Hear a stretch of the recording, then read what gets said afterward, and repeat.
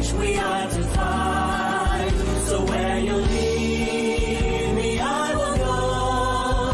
Touch my lips, by your strength I will go. I will go where you lead me, I will go. Where you lead me, who will go for us? I will go. I will go where you lead me, I will go. Where you lead me, here am I. Send me, Lord, I will go.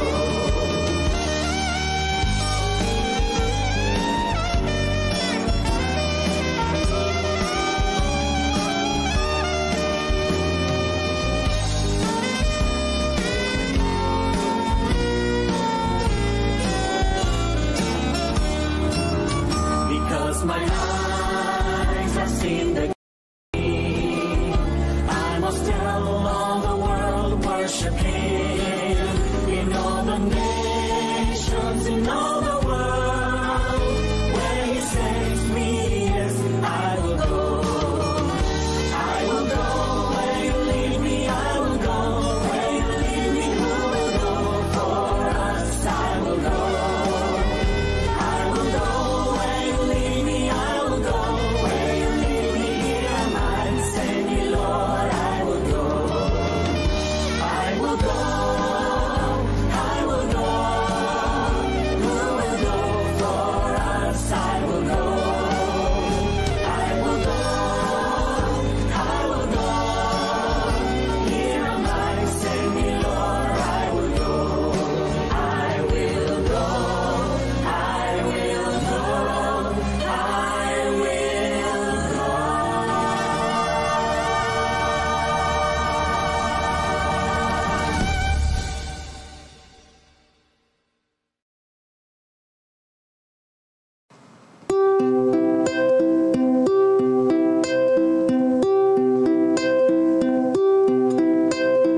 What a friend we have in Jesus.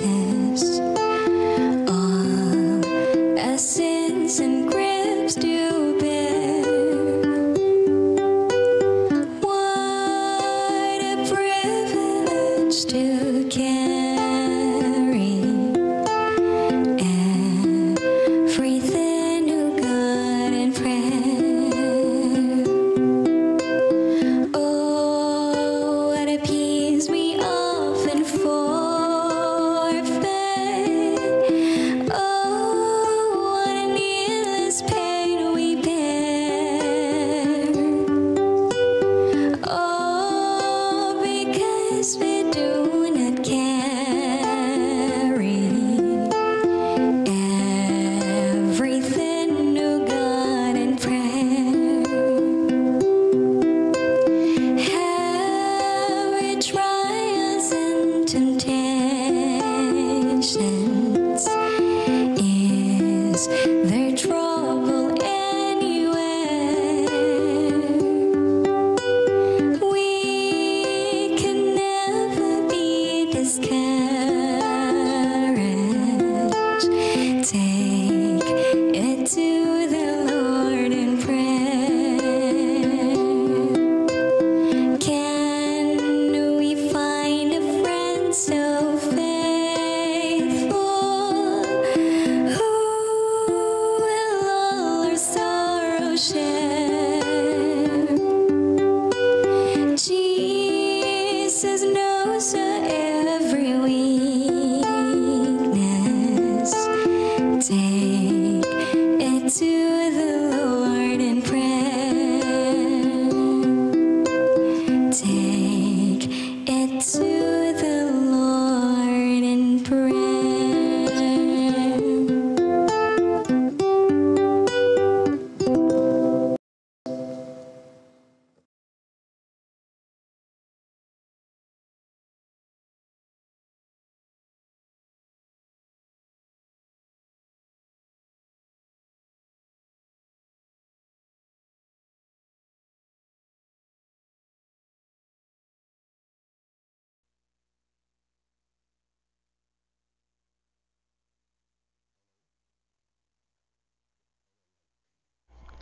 Hello, hello. Ayan. God first morning po mga kapatid. Tayo ay pinagpala ng Panginoon muli sa umaga na ito. Teka lang Bakit ayaw? Dahil nakashare ako. Yan. God first morning po mga kapatid, at tayo mapalad sa umaga na ito na kasama natin ulit siya sa pamamagitan ng mga kanyang mga salita at sa pamamagitan ng panalangin. Po. Sa umaga na ito ay kasama natin si Pastor sa live. Good morning po sa mga nandyan sa live ngayon. Si Sister Shirley, si Ate Revi, Sister Marlene, si Ate Lorna, Sister Nimpa, Sister Wilma, Sister Teresita, Sister Ruby Fanasio, welcome po. Tigano ito, sa San Antonio. Welcome po, kapatid. Na-print ko kasi yung picture niya, naalala ko yung profile picture niya na yun, po. So, nakilala ko kayo. So, yung profile picture na yun ay pinaprint ni Ate Christian po. So, ayan, sana hindi ako nagkamali, Welcome po sa God First Morning, at mapalad po kayo sa umaga na ito at makakasama namin kayo, po, at nakakasama nyo si Jesus. Sandali lamang, ikukunik ko lang yung aking ano bang nangyari? Sige. Okay po, Pastor, bigyan na natin pagkakataon kay Pastor. Pastor, good morning po. God first morning po. Share po ako screen. Medyo hindi makabukas ng camera. Opo, sige po. Sa malabo rin, wala akong camera.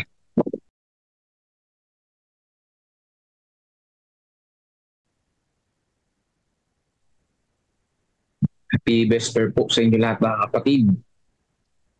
Medyo malabo lang yung camera ko at ginabiyos at saka madilim din. So purihin natin ang Panginoon ngayong umaga. Tayo ay kasama ng ating Panginoong Diyos. Madilim pa pero ganun pa man, ang buhay natin ay maikli lang. Kaya mas maganda na inilalaan natin ito bawat umaga sa ating Panginoong Diyos. Tayo po ay manalangin sa ating pagsimula. Mahabaging Diyos na siyang aming tagapagligtas. Salamat Panginoon, patuloy niyo kami kinigising bawat umaga at kami po hindi niyo pinababayaan. Binibigyan ng lakas sa tuwi-tuwi na, binibigyan ng karunungan at lagi po kayo nandyan para sa amin. Sa gabi umaga na ito ay aming idinadalangin ang aming pong pagbabasa ng buhay ni Joseph Bates. Tulungan niyo po kami Panginoon na ma-inspire din kami, na-inspire kami uli sa kanyang buhay. Salamat Panginoon sa pag-ibig po sa amin at sa patuloy na pagdinig ng aming dalangin sa banal na pangalan ni Jesus. Amen. So sang-ayon po dito mga kapatid ko, sa ating pong pag-aaral. Ayan, ngayong January 31, sabi po dito sa Mateo 6:34, sapat na para ngayon ang kabalisahan sa araw na ito. So yung lagi natin ginagamit dito, yung 33, na yung kabalisahan ng araw na ito, ayan, ay sabi doon ay unahin muna ang ating Panginoon. At ang lahat ng mga bagay na ito, sabi dito ay pawang idaragdag sa atin. Yun ang verse 33, di ba? Pagdating sa 34, ang sabi po dyan, yung kabalisahan sa isang araw na ito ay sapat na. So merong awit niya na one day at a time. Ibig sabihin ng problema, huwag natin pagsabay-sabayin sa isip natin. Ang Panginoon, tanggap niya na hindi tayo mawawalan ng problema. Sabi po dito, mga kapatid, yung kabalisahan, alam niya na hindi tayo mawawalan ng kabalisahan sa buhay. Pero ang payo niya, kung mababalisa man tayo, ay sisiguraduhin natin na isa lang sa isang araw. One day at a time yung kabalisahan. Sabi po dito sa story, sa baka ating malimutan, medyo may katagalan pa bago ko tuluyang naintindihan ang talatang iyon. Ang New International Version ay mas malinaw na naglahad nito, sabi po ni Joseph Bates. Ang bawat araw ay may sapat na problema sa sarili nito. Tiyak na sang-ayon dyan ang kabataang si Bates. So sabi ito ni George Knight, yung quote, nito, no?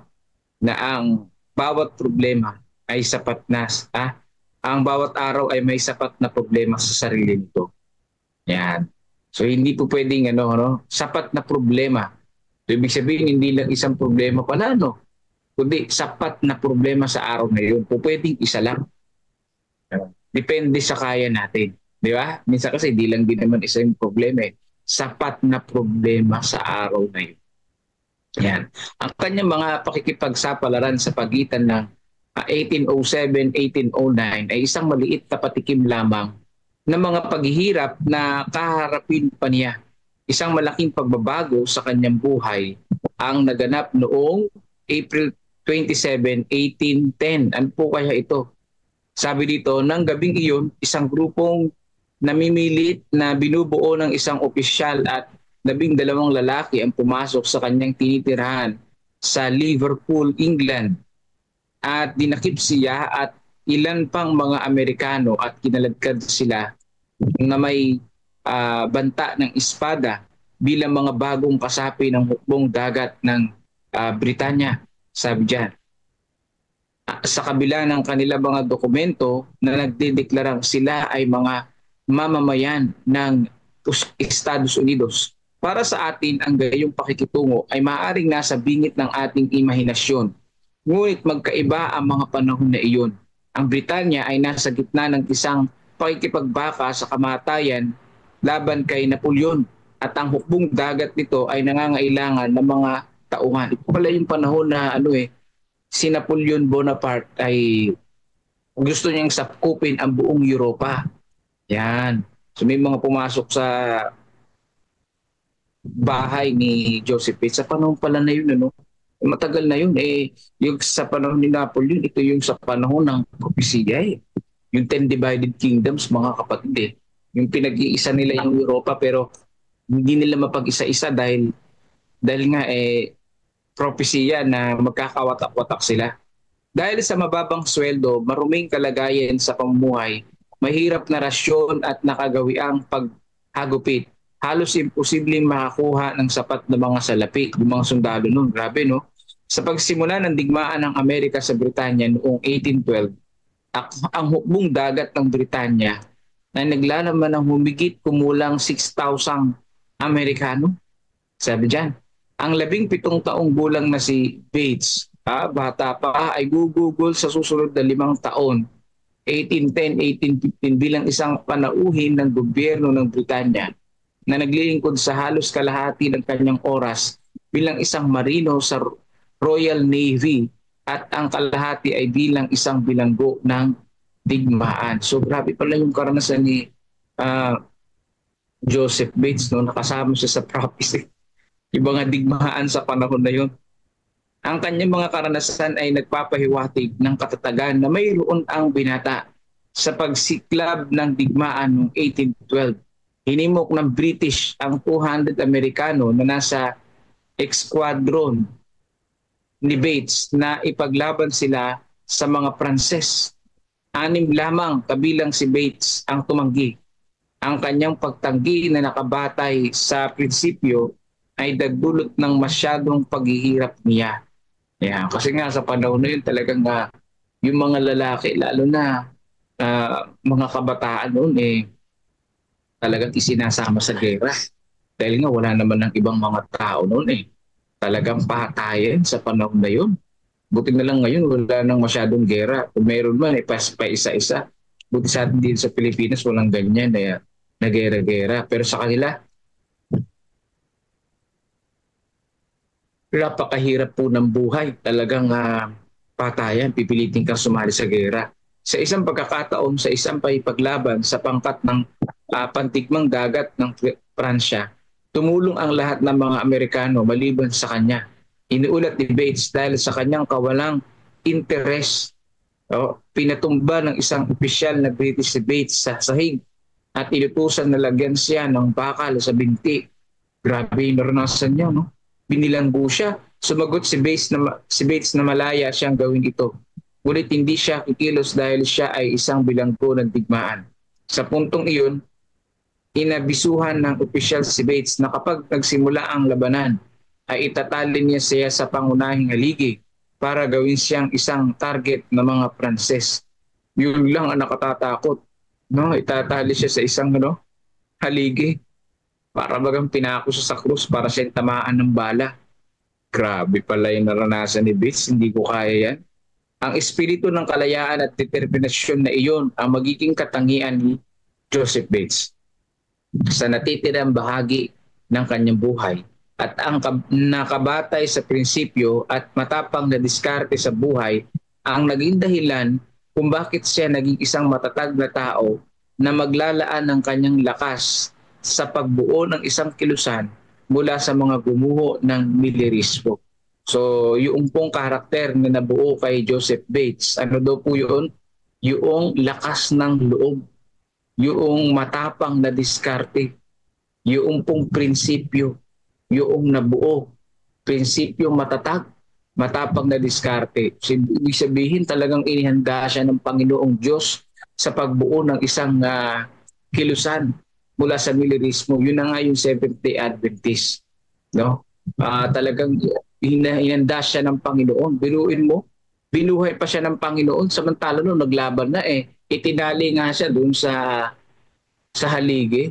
No? Tinali nga ba talaga siya? Pero kung totoong itinali nga siya, mga kapatid, talagang isang milagro na nabuhay siya. Kung hindi man siya itinali at di man na ituloy yung tinali siya sa poste, isang milagro pa rin. Nagbago yung isip noong sundalo. Si Joseph Bates ay talagang kinabayan ng ating Panginoong Diyos. Naway dumami ang kanyang tribo. Kailangan ng Diyos si Joseph Bates sa bawat kongregasyon. Yan po mga kapatid ko. No? Ano daw po yung kailangan na tao sa panahon natin? Si Joseph Bates. Ano yung meron kay Joseph Bates? But of course, para kay George Knight, parang symbolical ito. No? Magkaroon ng Joseph Bates sa bawat iglesia. Yun ang ibig sabihin ni George Knight, yung author. Ano daw po yung ni Joseph Bates? Yung prinsipyo, yung matapang na diskarte sa gawain, matatag na tao, maglalaan ng lakas para sa gawain ng ating Panginoon Diyos. Yan si Joseph Bates. Naglalaan ng lakas sa gawain ng Panginoon. At dating dalangin, dumami ang tribo ni Joseph Bates sa bawat church, na marami ang maglalaan ng oras para sa gawain ng Panginoon. Marami ang magiging magtatag yung prinsipyo sa banal na kasulatan. Ayan. Magiging matapang ang kalooban. Yung problema ay kaya niya lang sa isang araw. Kaya pala ang kabalisahan sa isang araw. Si Joseph Bates, hindi siya nabalisa. Bagamat siya tinalian ng bakal sa paa, ang sabi niya ay malaya mong gawin ito. Ibig sabihin, hindi siya nag-aalala. Nag-aalala man siya pero sapat sa araw na yun. Hindi siya nababalisa ng higit sa araw na yun, mga kapatid. Bagkos, yung lahat ng nangyayari sa kanya ay isinusurrender niya sa Panginoon. Siya nananampalataya sa ating Panginoon Diyos. Aking dalangin, mga kapatid, ganyan din yung aking maranasan. No? Yung pong kabalisahan, one day at a time. Sapat lang sa araw na ito yung kabalisahan natin. So, happy Vesper po sa inyo pong lahat. At ngayon ay oras ng panalangin. Kukonek din tayo sa God First Morning. Pasama po sa panalangin ng aking misis na tuluyang mawala na yung kanyang lagnat, lumakas na siya, mawala yung kanyang ubo. At gayon din po isama natin sa panalangin ng buong pamilya ng Astrero sa pagkawala ni Sister Marilu. So minsan ay nakikinig din dito siya sa devotional. So isama natin siya sa panalangin ng kanyang buong pamilya. Yeah, so si Ate Marilu ay nasa 60 plus. So yung namatay yung una niya, yung kuya niya, si Tatay Uling. So siya naman, yung bunso, siya naman yung namatay ngayon. Sama natin sa panalangin ng buong pamilya niya na naulila niya. At gayon din po ang si Sister Ana Rosbel Hermino na siya po ay gumaling sa kanyang karamdaman. Patuloy siyang palakasin ng ating Panginoong Diyos. At gayon din po ang aking mahal na ama. At gayon din po si Nanay Juning at iba pang mga may karamdaman. Isama natin yan sa panalangin. So ibalik na natin ang pagkakataon kay Brother Melvin. Brother Melvin? Si Melvs?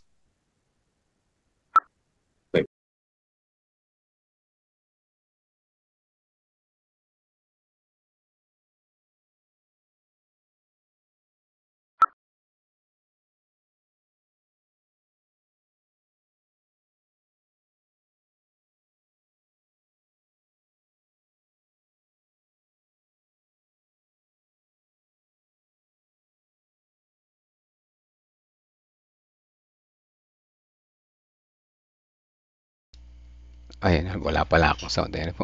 Sorry po, wala pala akong sound. Ulitin ko na lang. So, ayan, si Joseph Page ay isang matibay na mananampalataya. Kaya dapat ay lahat daw tayo maging katulad ni Joseph Page. Tingnan mo, gusto siyang gawing sundalo ng British kasi kulang sila sa mga soldiers. Lalaban sila sa gera sa America, World War, ano? So, kulang sila sundalo. Mura yung sweldo, hindi makakuha ng mga taong lalaban sa gera, no? So, kinukuha siya. Bagaman siya ay American citizen, hindi naman siya British. Kinukuha siya. So, yung mga American citizen doon ay sumama bukod sa kanya, kaya siya naging bilanggo, ano po. Tatali siya doon sa poste para paglaban ng Pranses. Pagsugod ng Pranses, siya yung unang target. Naku po, kawawa, ano. Pero hindi pa rin siya natakot, mga kapatid, ano. Yan ang isang pananampalataya na matatag. Kahit na mamatay, basta siya hindi susuko, ano. Hindi siya sasanib. So si Joseph Bates, isa sa yan sa mga ating mga naging pioneer, ano po, Seventh-day Adventist, isang matatag na mananampalataya. Sige po, salamat sa pakikinig. Salamat din po, Pastor. At nailista ko lahat ng prayer request. At punta tayo sa CLPM. Meron tayong 60-day celebration. At matuto pa tayo ng mas marami pa doon. Ano po? At mga reflections nila. Connect lang po tayo ulit. Ano po? Okay po, Mel. Okay po, Pastor. Salamat po.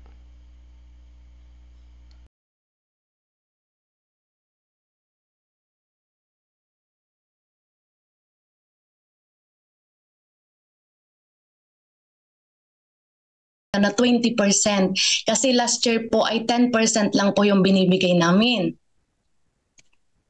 Na kailangan ay maibigay ko po itong 20%. Alam niyo po mga kapatid, praise the Lord po. January pa lang po ngayon, wala pa pong March, ay naka 8 sets of Bible story na po ako. At lahat po yon ay nagbigay na po ng pera. Ang 4 po ay nag-cash at yung 4 po ay nag-down. So inuna ko po yung 20% ng COP ko sa Panginoon. So praise the Lord po. Yun po yung talaga namang biyaya ng Panginoon na kapag inuna mo talaga siya, nakipag-commit ka sa Kanya. Sapagkat nung Pastor, 10 days of prayer, talagang naglista na ako ng mga pangalan. Sabi ko, Panginoon, ito po ang iluluhod ko na bibili ng Bible story para makarating ang pabalita mo sa mga tahanang ito. After po ng God First Morning po natin, umaakyat po talaga ako dun sa taas ng bahay namin para ipanalangin itong mga taong ito. So, January pa lang po, ay pinuntahan ko na itong mga tao na ito, ay hindi po sila isa lang po yung tao na pinuntahan ko na hindi nag-oo dahil siya ay ano ba ang reliyon niya? Dating daan po, ayan po, hindi po siya nag-oo. Pero lahat po ng pinuntahan ko ay hindi po naghindi, sila po ay nag-oo lahat. So praise God po, praise the Lord po. Amen. Yun po yung... Amen. Amen. Amen. Praise the Lord. Amen. Amen. So, salamat Sister Jennifer. Bago po tayo tumungo sa mga susunod na yugto ng ating pong programa, meron pong mag-share din sa atin ang mga Necesito Kids.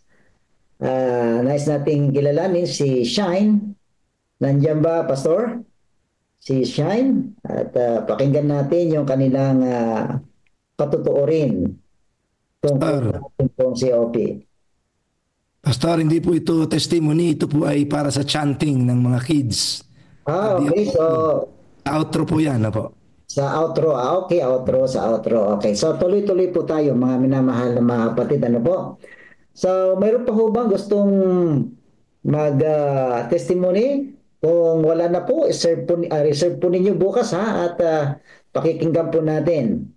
Ngayon Sir? po, mayroon pa? Yes? Tapos na po ba si Michelle Balili? Tapos na po si Sister Michelle. Okay, so salamat po sa inyong mga testimony at journey sa COP, mga minamahal na mga kapatid. Ano po, very encouraging at talagang hinahamon tayong maging mapagpakumbaba sa harapan ng ating pong Panginoon. So ngayon po ay makakarinig po tayo ng mensahe mula sa ating pong Panginoon sa pamamagitan ni Pastor Joel Piliatos. So ibigay po natin sa kanya ang pagkakataon. Worship may sometimes become uncomfortable or even risky because it requires doing God's will, not ours. His instructions and preferences should be considered, not ours. Jesus said, "For I have come down from heaven, not to do my own will, but the will of him who sent me."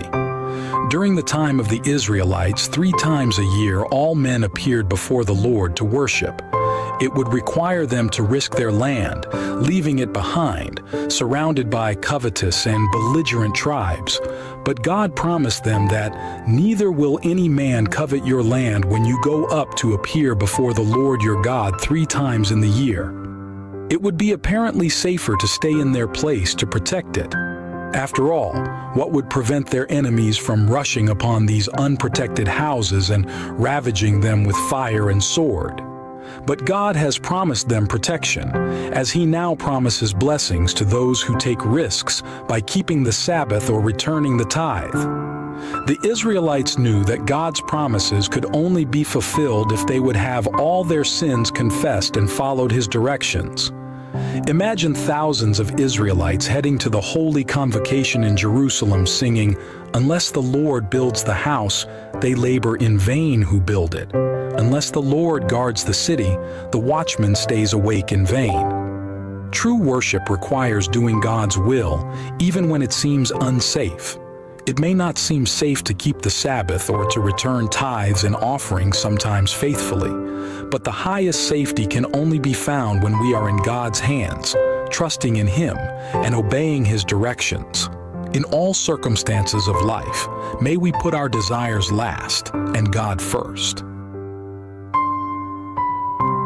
Amen. Amen. May God be our safety, mga kapatid. May God be our safety. Joel? Okay po. Magandang umaga po sa lahat. Lalo-lalo na sa ating tagapakinig at nanonood sa programa pong itong God First. Sa umaga pong ito, aking pong pasalamatan ang Panginoon na binigyan ako ng pagkakataon. Ang aking pagdadalhin po sa inyo na may pamagat, Design as a Great Blessing. Ayon po sa Council of Stewardship, paragraph 3, page 404 and 405, ganito po ang sinasabi. Ang espesyal na sistema ng pagbibigay ng ikapo ay tinatag bilang isang prinsipyo na kasing tibay ng batas ng Diyos. Ang sistemang ito ay isang pagpapala sa mga Israel kung hindi ibibigay sa kanila ng Diyos, gayon din ang patuloy itong magiging pagpapala sa mga sumusunod. Dito nagtatapat hanggang sa katapusan ng panahon. Ang ating Amang makalangit ay hindi tinatag ang planong sistematikong pagbibigay upang pagyamanin ang kanyang sarili, kung hindi upang maging isang dakilang pagpapala ang kanyang sarili. At nakita niya ang sistemang ito'y magiging bukas, palad, ay isaktong kinakailangan ng sangkatauhan ngayon. What is a great blessing? Dapat tayo maging tapat at buo ang loob sa ating pananampalataya sa Diyos na may buong puso at pagkumbaba, lalo na sa pagbibigay ng COP, Combined Offering Plan.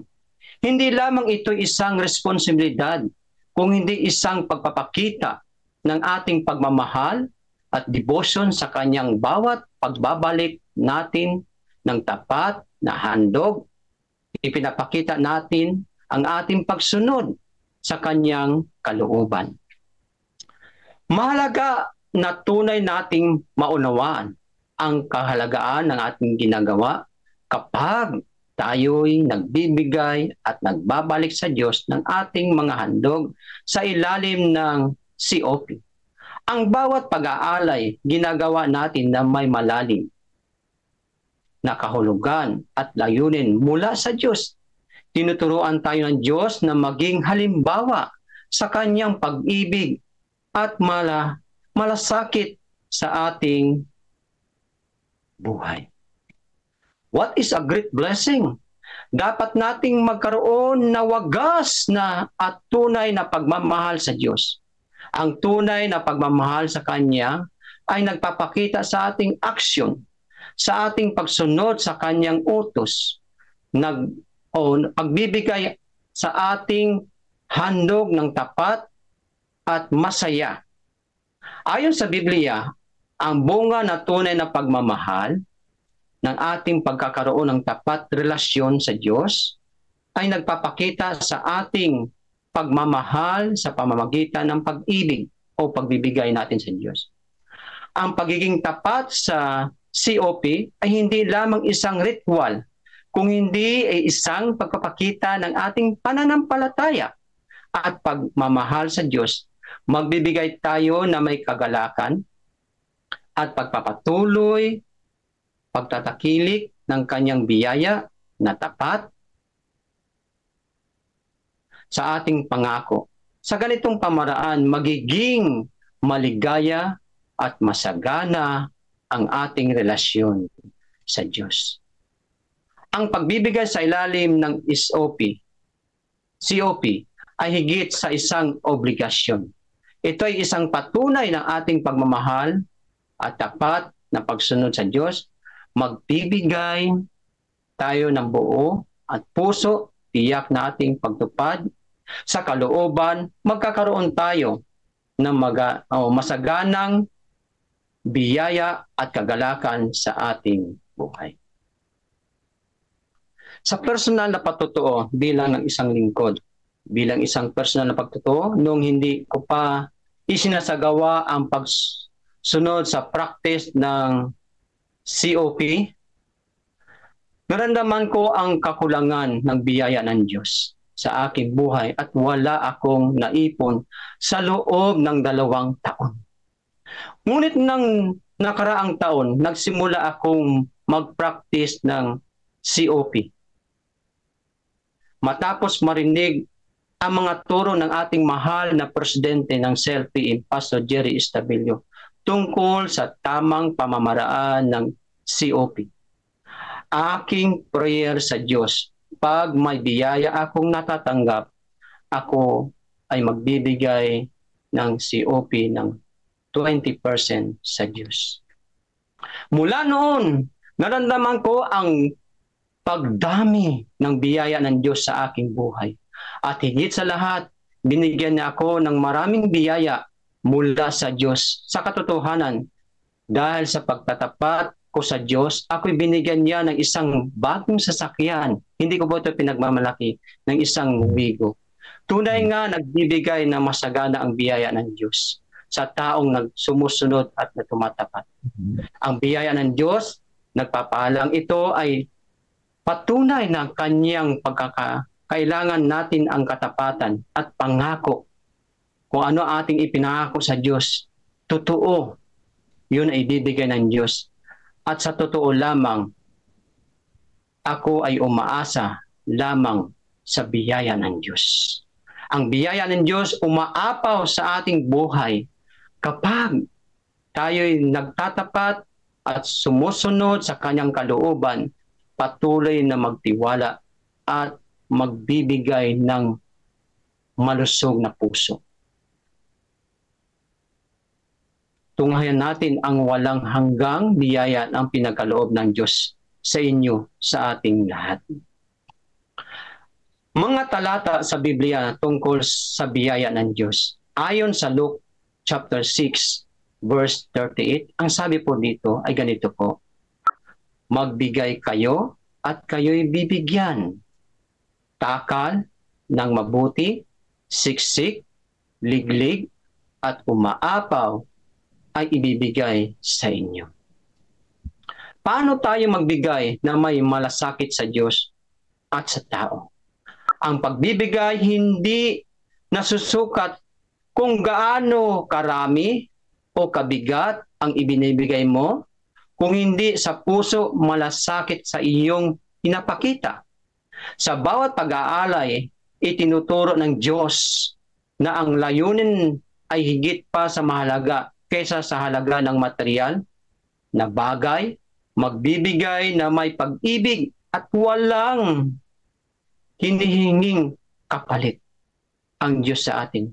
Siya ay nagbibigay sa atin na mas higit pa sa ating inaasahan. Ang kanyang pagbabalik ay laging higit sukat sa ating ibinibigay. Bakit ang biyaya ng Diyos siksik, liglig at umaapaw? Ang pangako ng Diyos hindi lamang simpleng pagbabalik ng kung ano ang ibinigay natin. Sa halip siya ay magbibigay ng biyaya ng siksik, liglig, umaapaw.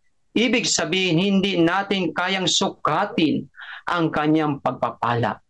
Ang biyaya nito ay higit pa sa ating pangangailangan, kaya tunay na walang kapantay ang kanyang kabutihan.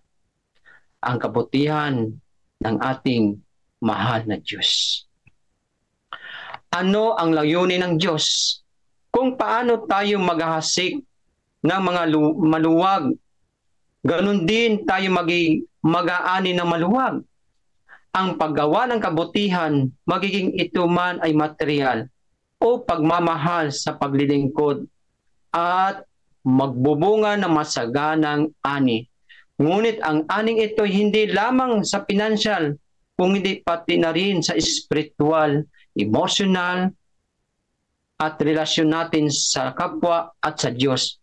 Magbibigay ng papayaman sa ating sa bawat aspeto ng ating buhay. Ano ang perpektong panahon na ibinigay ng Diyos?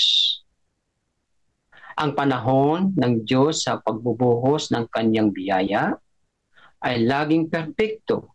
Minsan, hindi natin agad ito nakikita ang resulta, ang pagiging tapat natin. Ang ating pagbibigay, ngunit magtiwala tayo sa Diyos, ay tapat at ang kanyang siksik, liglig, umaapaw na biyaya ay pagpapakita ng tamang panahon. Pinupuno ang ating buhay ng biyaya ng Diyos upang umayon sa kanyang kalooban, umaapaw na higit pa sa ating inaasahan. Kaya ang sekreto, tayo po ay mag-alagad sa Panginoon, magtapat hanggang sa kanyang pagbabalik. Magandang umaga po sa lahat. Amen. Amen. Amen. Salamat, Pastor Joel Bellartos, sa inyo pong magandang mensahe. At muli ay napaalalahanan naman ang bawat isa upang magtapat sa ating pong Panginoon. Okay, mayroon pa po ba tayong video na panonoorin?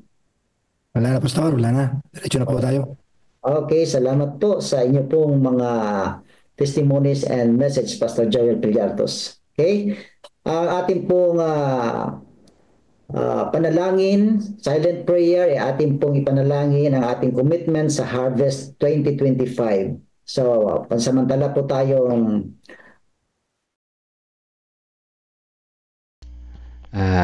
Amen. Very short and sweet, ano? Maganda. Ganda yung yun na talaga yun eh. Binasa ko din sa book, ano po. Yun talaga yan tungkol yun sa tithes and offering, ano po. So, ang magandang reflection ko dito ay, yes, nakakarinig tayo ng maraming mga testimonies na ang Panginoon ay tumutulong sa mga tao mapagbigay. Totoo yun, wala pong duda, no? Pero harinawa, tayo ay magsi-COP. Huwag dahil inaasahan natin yung liglig at umaapaw. Mali po yun, mga kapatid, ano?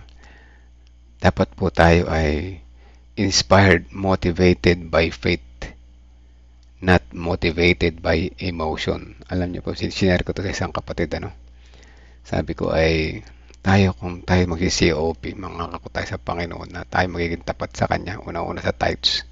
Yung COP na yan ay ating bukas na puso. Dahil tayo ay nakita natin yung pagmamahal ng Panginoon sa atin, yung mga blessings, na kung saan ay matagal tayo naging madamot sa Kanya.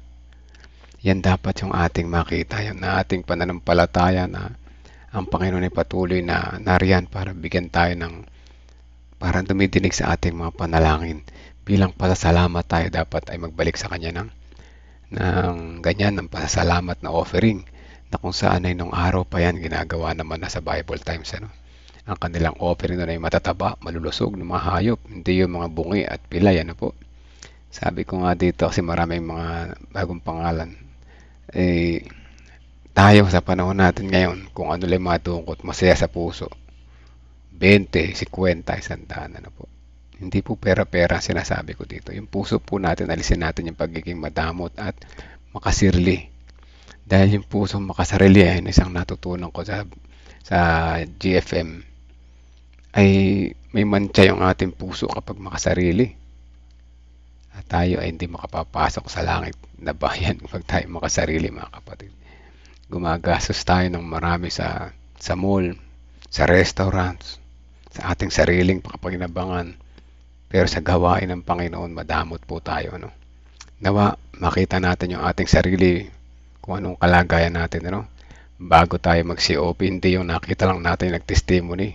Masama po yan, ano? Yan ang tinatawag na inspired by emotion, kapag ganun, ano? So, tapos umaasa rin tayo na ganun din mangyayari sa atin, mga kapatid. Sabi ko nga, great disappointment mangyayari sa atin kapag ganun. So, matuto muna nating ipanalangin sa Panginoon, isuko talaga yung ating puso sa Kanya. Kaya hindi lamang pera ang dapat nating i-offering. Hindi lamang pera, mga kapatid. Unang-una yung puso. Kapag yung ating puso ay naisuko natin sa Panginoon, ay offer natin sa Kanya ating oras, lakas, sa paglilingkod, pagtulong sa gawain, pag-attend sa church regularly, pag-attend sa mga activity sa church regularly, hindi na nalalate. Yan. Ibig sabihin, committed ka na makilala at makasama ang Panginoon. Susunod na dyan si COP, automatic yan, mga kapatid.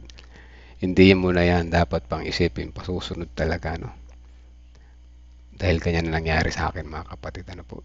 Kaya ako nga, sabi ko nga sa inyo, ayokong gawin yung motivation, yung mga tawag dito, testimonies ng iba. Dapat kayo motivated sa inyong faith, ano po. Para hindi tayo magkaroon ng great disappointments, ano. So, hindi nabibili ang kaligtasan, unang-una. Kahit nag-offering kayo ng 50%, 100%, ay hindi po mapipili ang kaligtasan. Yung puso natin, ang unahin po natin, ano. At hindi ko kayo pinipigilan mag-COP, mga kapatid, maganda yan. Malay nyo dyan yung inyong unahin nyo para mawala yung pagiging madamot at maging active kayo sa church. Mas maganda yan pag ganun, di ba? Pero kung tayo kasi ay aasa lamang sa liglig umaapaw, mabibigo po tayo, ano po, mabibigo. So, yan, ano, bilang patotoo, ako ngayon ay 10 plus. Yung plus na yun ay unlimited. Hindi mo masabi, no? Kung ano yung plus na yun, baka 200% plus, ano? Yes, actually, nagawa ko yan, 200% plus. So, kung 1,000 yung offering ko, 20,000 yung binili ko para sa church. O de 200% plus, di ba? Pero hindi yan regular, kaya hindi ko masabing regular. Ano lang, from time to time lang yan kapag meron akong gustong i-donate sa church, ano.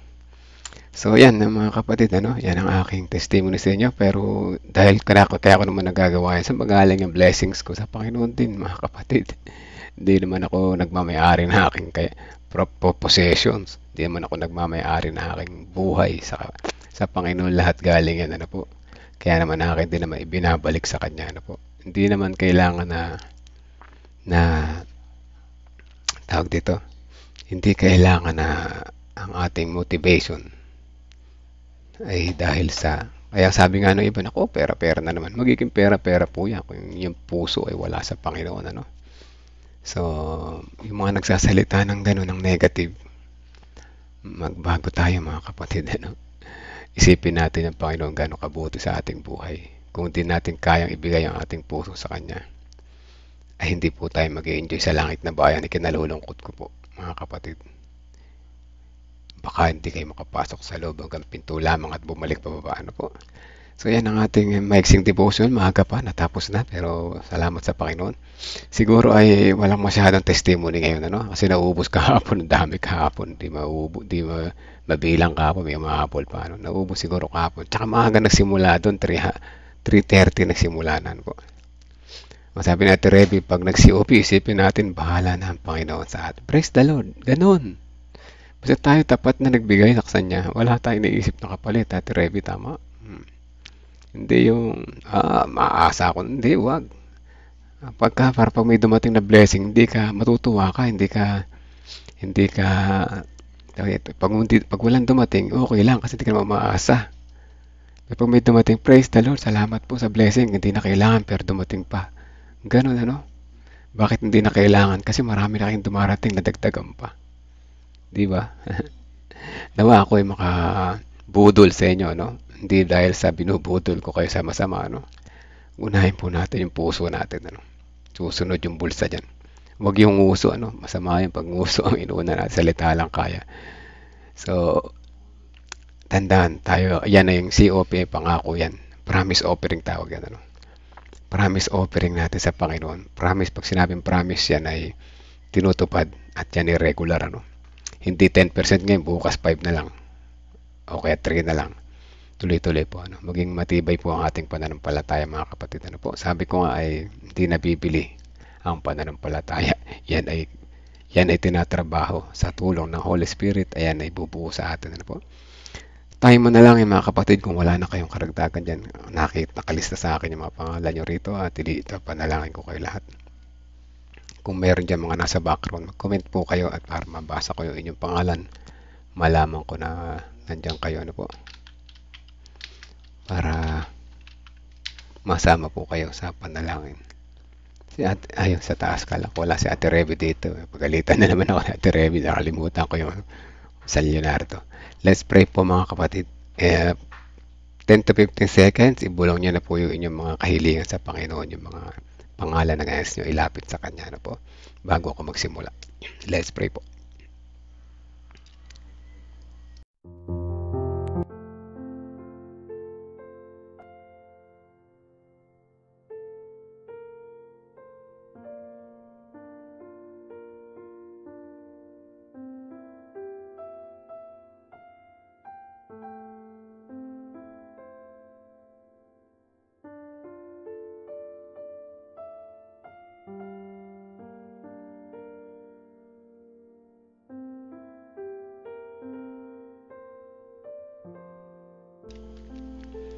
Okay, let's pray. Amang banal na makapangyarihan sa lahat.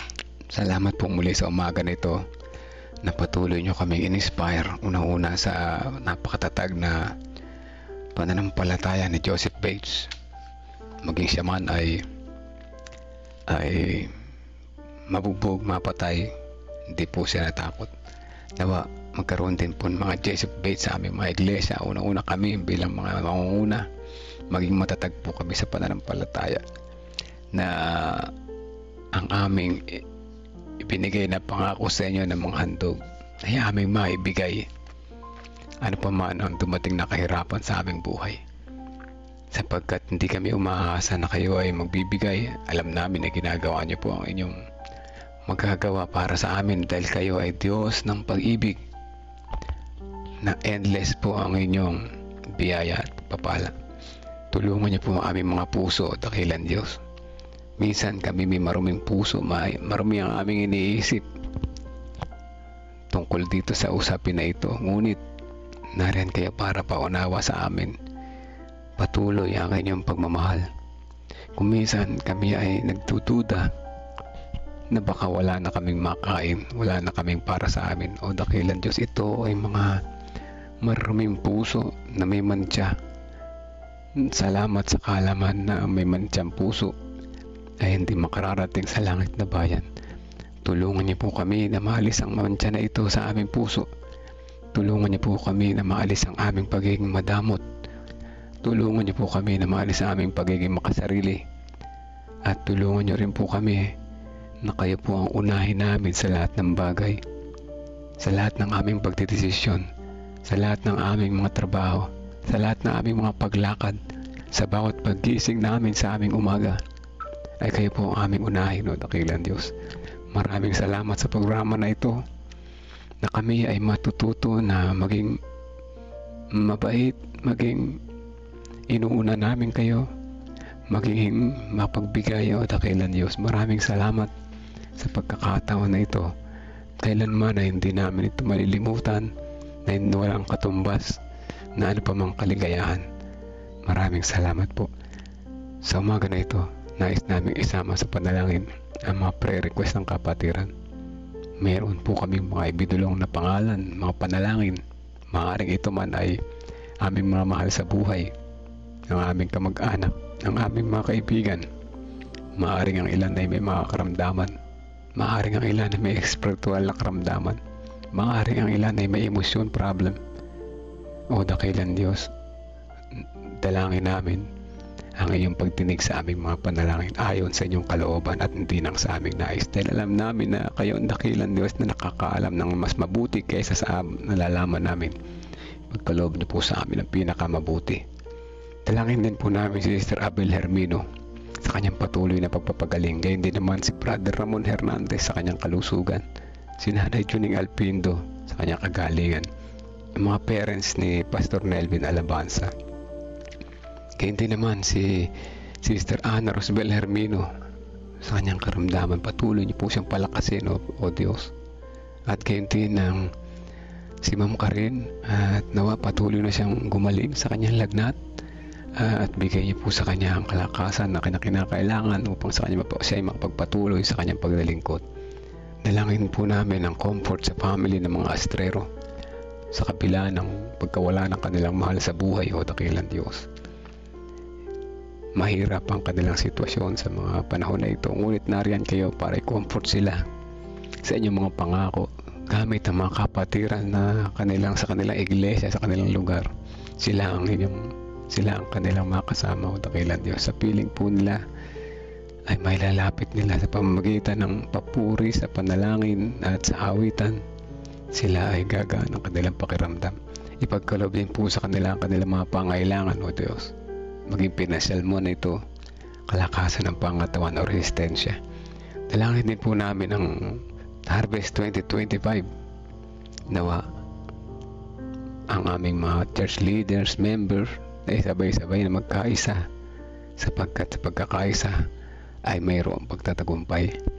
Dalangin din po namin patuloy ang iba pang mga prayer request ng kapatiran na nais namin isama sa panalangin ng mga nakikinig ngayon sa umagang ito.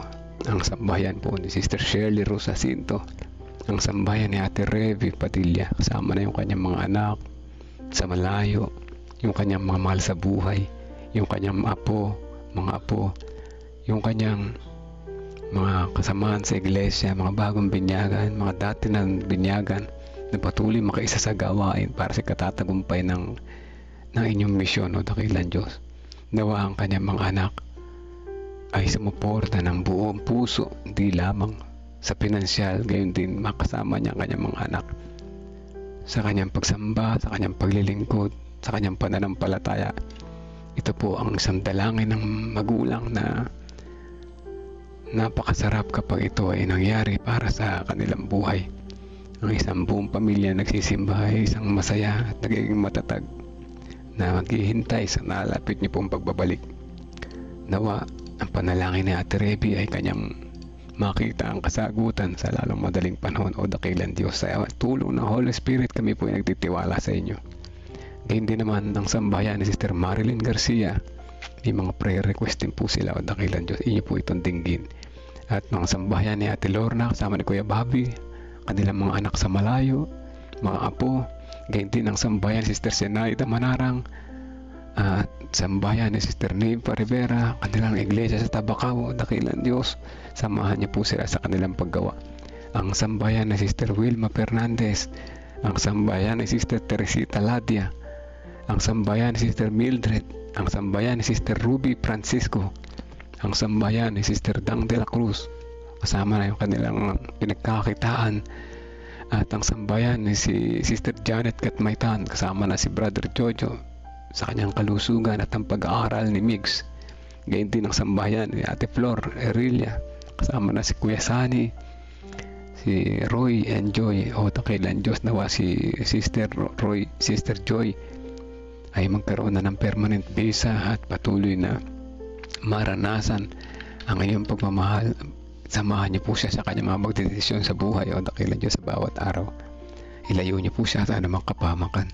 Kaya din naman ang sambahayan ni Sister Elizabeth Erese, ang sambahayan ni Sister Teresita Tyree Reyes, ang sambahayan ni Ate Mitch San Jose, ang sambahayan ni Ma'am Pemi, kasama ng buong guys teachers, guys family, guys parents, guys pupils, na patuloy na pagpapala aming maranasan sa eskwelahan na ito, at magkaroon kami ng mga improvements sa mga susunod na taon. Mas maraming pupils, magkaroon ng single grade, at ang aming pinapangarap na magkaroon kami ng high school dito sa Gapan. Alam namin na walang imposible po, o dakilang Diyos. Gayun din naman ang sambahayan ni Sister Vicky Jimenez, ang sambahayan ni Sister Sweetie, kasama na Sister Hannah at ang kanyang buong pamilya, ang sambahayan ni Sister Leonora Capietes, ang sambahayan ni Sister Zenaida Manarang, ang sambahayan ni Sister Belinda Salvania, ang sambahayan ni Sister Antonina Nunez, ang sambahayan ni Kuya Melchor Canlas, Kuya Monching Canlas, at ang sambahayan ni Sister Josephine Mercado, at ang sambahayan ni Kuya Narsing Canlas. Hindi namin sinasama sa panalangin ng buong sambahayan ni Sister Helen de la Cruz Malyari, ang sambahayan ni Ate Milen Masiklat, at gayon din ang kanyang anak na magpapamedical ngayong araw. Ingatan po siya sa travel, ilayo sa anumang kapahamakan, o dakilan Diyos. Aming pinapanalangin na aming care group Agape, na patuloy niya po gawing matatag ang aming samahan.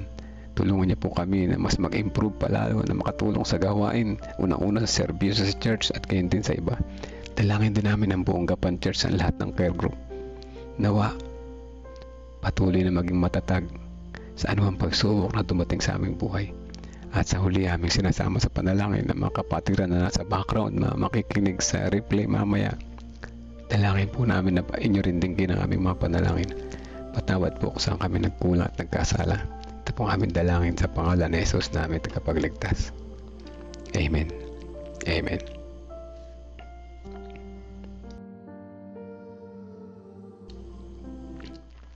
Amen mga kapatid, ano po. Yan, salamat po sa prayer warriors. Mahaba pero masarap manalangin mga kapatid. Kasi ayaw ko sanang tumigil, nakita ko mahaba na, pero ewan ko ba, dati sabi ko kay Pastor, dati gusto ko short prayer lang eh. Habang tumatagal, lalong sumasarap makipag-usap sa Panginoon. Ano yung feeling mo ba na nananalangin ka, nasa harap mo ang Panginoon, nakaluhod ka sa kanyang pahanan, ano po, at ikaw ay dinidinig niya, no? Masarap, ano po, masarap manalangin. Subukan nyo.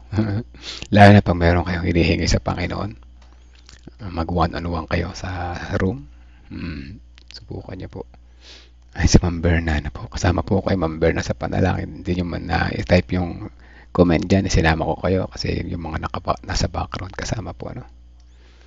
Sabi ni Sister Vicky, thank you po sa umaga na to kahit nasa duty pa ako. Grabe, no. Sister Vicky, salamat po sa pakikinig. Nakinig ako at naulan din po ako nakapag-internet. Ang ganda po ng pakiramdam sa ngayong umaga umaga na to. Maraming salamat po, at alam ko pong di po ako perfect na tao, at alam kong di na makapasok sa church. Alam pong perfect na tao, no, kahit kami man ay nagkakasala, no po, yung mga leaders na church nagkakasala. Alam kong di man ako makapasok sa church, pero di ko po hinahayaan at nakalimutan na ating Panginoon. importante po na makapasok kayo sa church. Ano po? Diyan sa Singapore ba kayo nariyon or somewhere? Meron diyang Adventist church. Kung sa Singapore kayo, mabuti makakausap niyo si Pastor Isagani. Napakalakas ng kanyang napakahusay niya. Basta one of the best na nakilala ko kay Pastor Isagani dyan sa Singapore. Kung nandyan kayo kahit saan naman ako mapunta, siya po ang aking kasama. Yan, yun ang the best po, no? Saan man kayo mapunta, kasama nyo ng Panginoon, ano? At sana po, bigyan po ako ng lakas at di niya sana ako pabayaan. Yes, wag po sana, asahan natin na bibigyan niya tayo ng lakas. Pag sana may doubt tayo, ano? Pag tayo nanalangin daw, tip ko sa inyo, pag kayo nanalangin, alisin niyo po yung sana. Sana po, ganito, sana po. Huwag sana, kasi pag sana, may doubt tayo. Alisin natin yung doubt, mga kapatid. Nakita niyo, hindi ako nagsasalita ng sana. Kasi gusto ko talaga tiwala sa Panginoon. Kasi wag sana, no? So, para kay Sister Vicky, alam ko hindi pa kayo binyagan. Importante po ito na kayo mailubog sa tubig as soon as you get a chance. Take it na po. Kung saan man kayo naroon, kung nandiyan kayo sa Middle East, ay hindi ko alam kung sino pwede dyan. Pero pag uwi sa Pilipinas, huwag niyo pong palalampasin na po ang pagkakataon. Importante po ito. At yan ay covenant sa Panginoon, ano? At pagtanggap sa Kanya sa pamamagitan ng bautismo. Sige po. At kasi tinanggap nyo naman na lahat. So, why not magpabinyag kayo, di ba? Ayan, sa mga na late pumasok, magandang umaga po. God first morning bukas ulit, Sabado. Happy preparation day ngayon. Maghapon kung igugugulang ang aking oras sa paghahanda para bukas. Yung mga trabaho ko ay dahan-dahan lang, pero mas focus ako ngayon sa paghanda. Nawa kayo rin, ano po. God first morning po sa ating lahat. 5:32 ng umaga.